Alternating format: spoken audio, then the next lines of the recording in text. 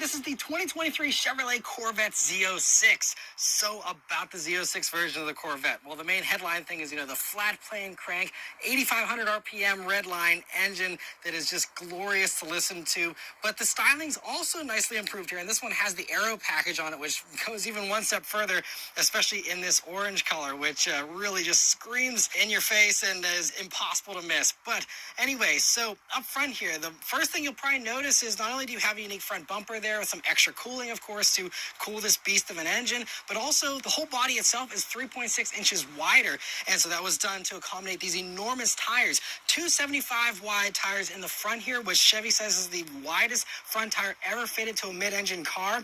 Out back, you have 345 wide tires, so that explains why you had to flare out the body, but not only was it practical, but it also just looks super awesome, and again, especially with this aero package with the more aggressive, dive planes there in the front and the side skirts and that enormous wing in the back, it really just is extreme from every angle and just looks so good. And then also going out to the back there, though, I love how you have the quad exhaust there in the middle now versus the exhaust out on the corners on a regular C8. And you can still hear on the hardtop see the engine under the glass there. And you definitely want to drool at that engine here, especially now being the special Z06 engine. It just looks really nice out back there still. And so, yes, overall, the C8 Corvette was already a very cool looking vehicle, but this just makes it even cooler. And man, oh man, this thing really has a lot of presence and really stands out. The interior of the Z06 is basically the same as any other C8 Corvette. Not too many things that differentiate this. This one is a 3LZ, so it's the loaded up version. So you have the leather seats. These ones have the optional micro suede inserts here as well, but they're still perforated. Thankfully, they're heated and cooled seats here, both in the 2LZ and in the 3LZ here. And this one has the optional carbon fiber and suede steering wheel. So in addition to the Z06 badging you get here on it, you have the carbon fiber, of course, and the paddle shifters. And, of course, it's the gauges are a little bit more unique with the higher red line and all that, but it's basically the same, with everything else here. So that's why it's not worth mentioning, but it's still a very nice place to be, even with this one's nearly $150,000 price tag, especially here for the 3LZ. You have the micro suede here on the roof, for the headliner, and the seats are so comfortable. You have this Bose stereo and all kinds of nice other amenities. If you want to have a deep dive on a C8 Corvette interior, my wife and I several years ago did a regular C8 Corvette interior review and just did a deep dive on just the interior. I'll link that video at the end of this one if you want to hear all the details. But most people don't really care. It's all about the driving experience here in the Z06, so let's go for a drive. And the Z06 here has the regular Corvette key. Nothing special here on the key, unfortunately, either, but still a really nice key nonetheless. And so you just put your foot on the brake, hit the engine start button, and it really roars to life. It revs to 3,000 RPMs when you start it up. All right, so setting off here in the Corvette Z06. Well, I've only driven this car in tour mode. I've been driving super slowly so far to preserve my first acceleration reaction here. But just setting off here in the Z06, you actually have surprisingly good visibility for a car this low too, like any other C8. I've just always been pretty impressed that, it really drops down nicely in the front, so you can actually see where you're going really well, which is important, especially whenever you're doing any kind of sporty or track driving. Good to have that better visibility. And otherwise, with the magnetic ride control here, it really does a good job of keeping everything really nice and smooth. This one, thankfully, doesn't have the Z07 package. That does make things even stiffer. But this, for all Z06s, does have a little bit of a stiffer suspension setup. The springs are about 30% stiffer. And, of course, the damper tuning is unique here for the Z06 as well. But so far, just, again, at low speeds, on pretty nice roads, so far it's not, any more uncomfortable than I remember the C8 being. Another thing I'm noticing about the Z06 here that is different from a regular C8 Corvette is that the dual clutch transmission isn't quite as smooth as a regular C8. Obviously, it has more power to deal with. I can definitely feel the engagement points. It's one of the rougher dual clutches I've experienced recently. This is a very racy, sporty car, so I think for most people that'll be okay. But it's just one thing that I've noticed that really stands out is you really feel that engagement point. And part of that is just the fact that they have beefed everything up. It's got an extra clutch plate in there. They also beat up the transaxle and everything so that it can handle the extra power, the extra performance. So that's just, I guess, par for the course here for this transmission, but it's just not going to be as smooth as like a PDK or something like that. Woo! Back down! Wow! All right! Oh man, I gotta go into manual mode and see these shifts myself. Oh.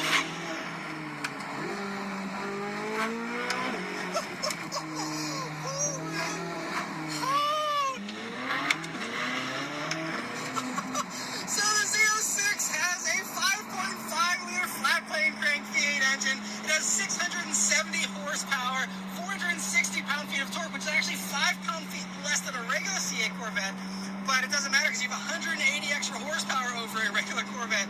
So 0 to 60 time, car driver got 2.6 seconds. And I believe that from my launch. I'm sure it wasn't an optimal launch that I did, but I mean, it is very, very fast and very, very impressive. And this vehicle only weighs 3,666 pounds. So, you know, it's, you know, not like insanely light, but it's light enough that that much horsepower with a dual clutch transmission and a launch control is definitely going to be enough to get you there to, you know, those very fast acceleration times.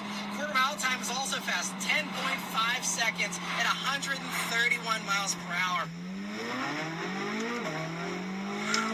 And also the way it deploys the power is so impressive too, because, you know, like I had the wheel turn there accelerating at, you know, pretty heavy throttle, and it still was gripping flawlessly, no grip issues whatsoever. And part of that is because you have, again, 345 wide tires in the back there. So no issues with grip. And by the way, the exhaust is now in just the sport mode.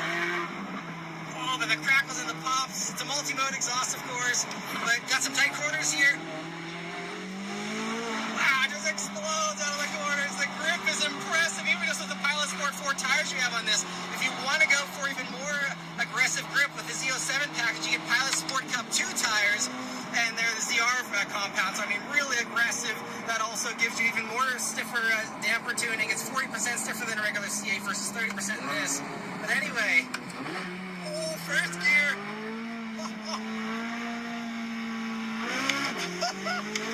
Yeah, this thing. Oh, man. Oh. Yeah, it is like point and shoot. Like, it's like I'm driving. Like, it's not real life. Like, I'm just like, it's accelerating, yeah, faster than I would expect something with this much horsepower to accelerate. You know, I think it's really kind of deceiving almost at the specs, because it is definitely so much higher performing, especially in those upper RPMs, than what you'd expect from something with this much horsepower. I mean, way faster feeling than a Hellcat, which has more horsepower, for example, and things like that. So don't get hung up on the horsepower number not being sky high like we saw with even the C7, which had, you know, higher horsepower numbers. This is hands down more thrilling to me, at least. And even just those lower RPMs, you don't even have to ring it out all the way. Just those lower RPMs are also really nice sounding. But the upper RPMs are definitely where all the magic's at. But one thing I love is that you can actually enjoy the higher RPMs because it has nice short gearing that you can, you know, rev out second or third or whatever, and you're not going at insane speeds. And so unlike stuff like the Shelby GT350, for example, which really has tall gears, that's a joy to ring out as well with that insanely high revving engine and that. But this, I can actually, it feels torquier than a GT350, and it also just, you can actually exploit those higher RPMs more so, I think, than you can that. Obviously, it's different. That's a manual versus this having 8 gears to choose from here with a dual clutch. But, oh man, yeah, this thing is unreal. And also with the aerodynamics package you have here, you get double the downforce of a regular Z06. It's like 760 pounds of downforce at like 186 miles per hour or something like that. You know, some irrelevant number unless you're racing, really. But, you know, gives you the awesome looks, but does give you a little bit of extra downforce there. And we got some more nice corners coming up here. And I'm just leaving the window down because this exhaust just sounds too good to not listen to it. But man, this thing is just so impressive with the handling. So in addition to the, you know, pretty low curb weight, the insane grip, which can get even grippier again with that Z07 package, there's also really impressive brakes. So you don't get carbon ceramics as standard, but you get carbon ceramics as an $8,500 option, which this car does have. Now, without the carbon ceramics, you would have 14.6-inch rotors in the front, 15s in the rear, actually, and there are 6-piston brakes in the front Brembos and 4 pistons in the rear. Now, when you go to these carbon ceramics, you go up to 15.7-inch rotors in the front, 15.4 in the rear. You know, either way, very impressive braking, but I'm happy to have the carbon ceramics with a car that's this fast. Probably not necessary, but, you know, at least unless you're doing track driving, but certainly appreciated because they really haul this thing down to a stop very, very quickly and impressively. But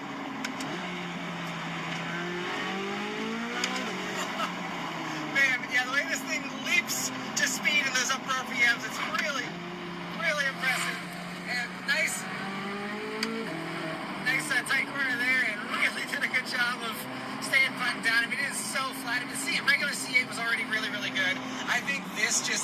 little bit of extra edge. The C8 felt a little safe at times for the regular version, and this, you know, being a little bit edgier with the extra power and the extra grip, just means you have higher limits, but it also just, to me, feels a little more neutral and a little more oversteering, and I can't even approach the limits of grip here.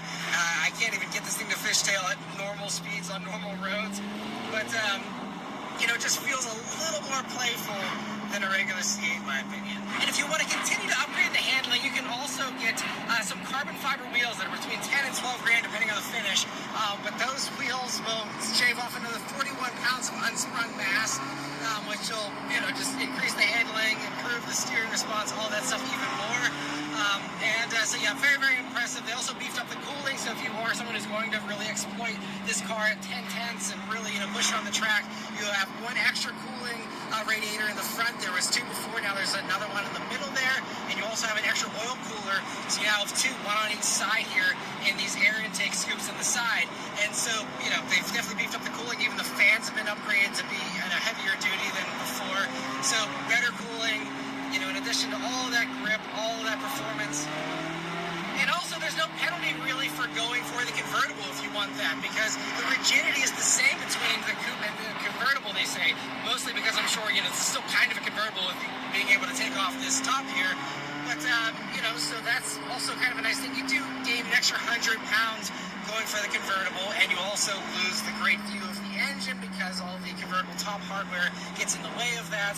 Those are the only two compromises, but otherwise, you know, the convertible would be really nice to have, because I believe you have a lowering rear window here, so you can hear even more sounds, and of course you just have an easier way to get that open top experience if you want it. But then whenever you're done driving crazy, you can just roll the windows up, put it in tour mode, and the exhaust quiets down, and you still have some tire noise from these massive tires, but otherwise, you know, it's a nice sedate cruiser here on the highway with Magna Ride suspension once again and all that. It's just really just cruises along, and it'd be a really nice long distance driver as well, as long as you don't get that Z07 package, which might not be that bad, but you know, just a little bit stiffer.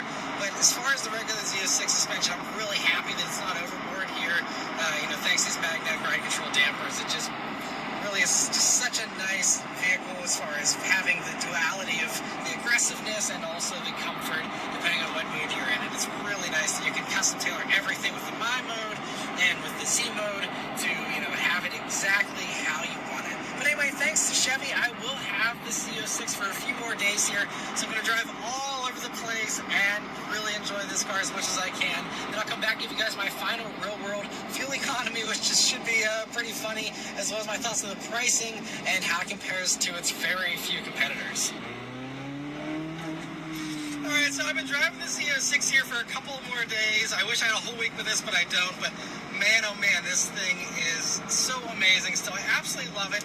And aside from all the other observations I already gave here, I think the one thing over the past few days that's really impressed me is just how much fun this car is at low speeds. You know, something that's this insanely fast, you know, under a 3 second 0 to 60. I mean, a 1 second 0 to 30 mile per hour time is what car driver got. So fast that you would think that it's going to be a complete bore unless you are wildly, you know, violating speed limits. And then the reality is that's not the case, because they gave this nice short gearing, and so because of that, it means that you're able to really enjoy the higher RPMs a little more than something like a GT350, and I just really love that, because I was able to even, you know, just do a grocery run and not have to be going insanely fast in order to have fun. And this motor still sounds good at any RPM as well, but you know, you're able to actually exploit those higher RPMs. And another thing that I found while I was driving, you know, the past couple of days, is that it's really a nice level of grip, obviously having tons of grip from the tires, but also the fact that it's still playful, and it's actually more playful than a regular C8 fast, and I'm able to get up to, you know, 6,000 RPMs and still enjoy that while doing 30 miles an hour. It's great, but yeah, I actually found the limits of grip a little bit, and there's a few times where I was either doing a 90-degree turn and, you know, punched it a little bit, or even just, you know, on some back road, just giving it a little bit of gas. It does play with you, but it feels very safe still. For a vehicle that, you know, is as extreme and high-performing as this is, it felt very approachable whenever I started to, you know, find the limits of the rear tires. It didn't scare me like I thought it might, and it actually gave me confidence that, you know, was going to do what I wanted it to do, that it wasn't going to, you know, backfire or bite back at me. Obviously, I'm sure if you're a complete idiot, this car will bite back, but if you use your brain, I mean, it is really, really good and just enables you to feel like you have superpowers in this thing, because you're able to just, you know, push it to a higher degree and just have so much fun. I mean, that was even just a rev to $4,000, and it still just sounds so gnarly. Oh man. And also with the magnetic ride control dampers, I've, you know, been using this as like a daily driver. Obviously, it's only 3 seasons really, but you know, you could daily drive this. It's comfortable enough as long as you don't mind getting in and out of something super low. I mean, visibility is great. You have the front axle lift here, makes it a lot more livable as well. And it just, I don't know, to me, I was just like, I would totally daily drive one of these if I was in the very fortunate position to have one of these. But even like I did a grocery run in it, and one thing I will say about groceries is that rear trunk area gets very hot, and so if you have anything that you're worried about getting warm or hot, especially perishables and stuff, you're going to want to put them in the front. Thankfully, the front is nice and deep, and I was able to fit about 5 or 6 grocery bags in there, as you can see, and it still had room for more. So it's actually, you know, decent bit of practicality there, which is a nice little perk. Not like anyone really cares that much. Another thing that people probably don't care that much about is the fuel economy, but you're really going to have to not care. I think this is the worst fuel economy, actually, I know, this is the worst fuel economy I've ever gotten in a car that I've reviewed. Over about 100 miles of driving is all that I had time to do, but I managed to get 10.4 mpg.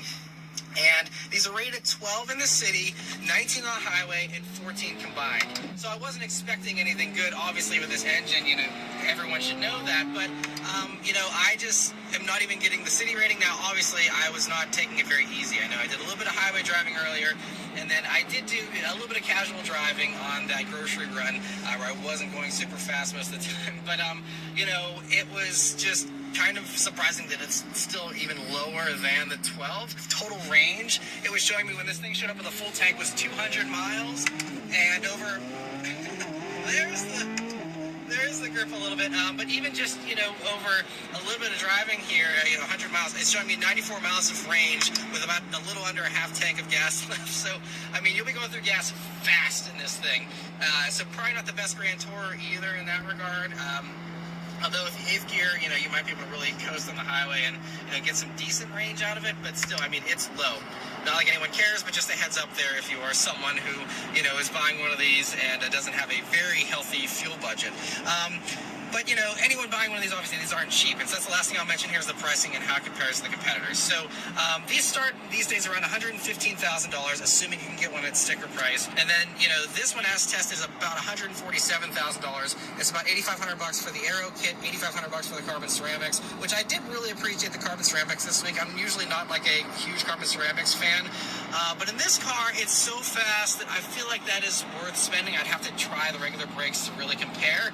But, you know, this might be one of the few cars where if I were buying it, I would actually option on the carbon ceramic brakes, even if I don't plan to do track driving in it. But so anyway, this one, all total, like I said, 147 or so.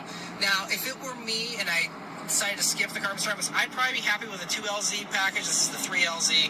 2LZ still gives you the heated and cooled seats. You know, there's a few things you can add on, but it gives you like the camera rearview mirror, which I think you're definitely going to want. So I think that, you know, I built one that's about 125 the way I would build one personally without the aero kit and stuff. And so, you know, to me, I think that that's, you know, still a really good price for a supercar, especially. Oh, man. And it's just, you know, I've never been a Corvette fan, to be totally honest. I've never wanted a Corvette. I've always admired them and been impressed by them. I've had a lot of fun reviewing them. But typically there's always been other things that are similarly priced that I would rather have over, you know, all the Corvettes that I've tested over all these years. This foldable keyboard.